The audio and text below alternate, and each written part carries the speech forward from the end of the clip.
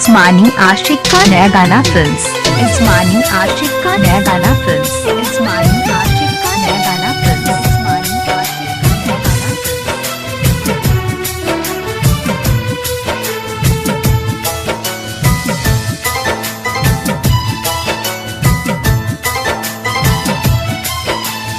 अखियाँ से लोर बहेला रोज सुबह शाम, हर वक्त रहेला उठवे पा आजू तोहरे नाम।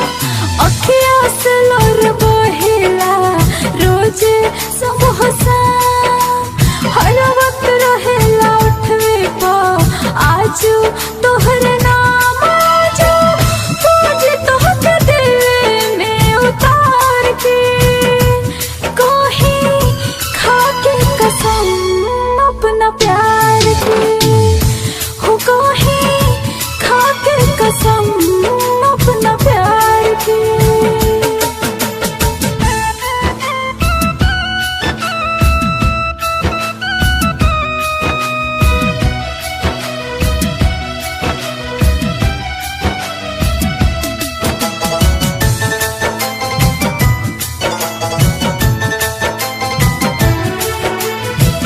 दूर बान भले ही तोहसे प्यार बान कम हो, भले तू भुला जा हमके भूलब नाही हम हो।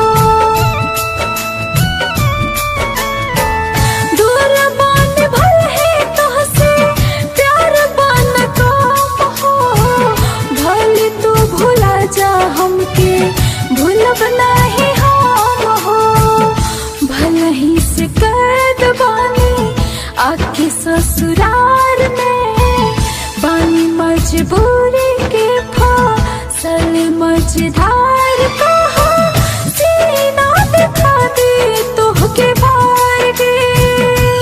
कहीं खाके कसम अपना प्यार की, हो कहीं खाके कसम अपना प्यार की।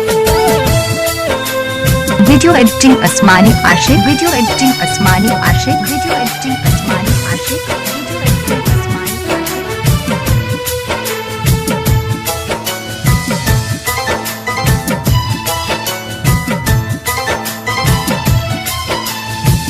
कइले बेवफाई नाही तोहरा से जान हो, तोहरे में बसे सुना हमरो परान हो। कइले बेवफाई नाही तोहरा से जान हो, तोहरे में बसे सुना हमरो परान हो। बाती के कर पटेल जी हमरा विश्वास हो, चाहब तब तक जब तक चलत रही सांस हो। प्रिया ही सहाय तोहरा परिवार के, कहीं खाके कसम अपना प्यार की, हो कहीं खाके कसम अपना प्यार की।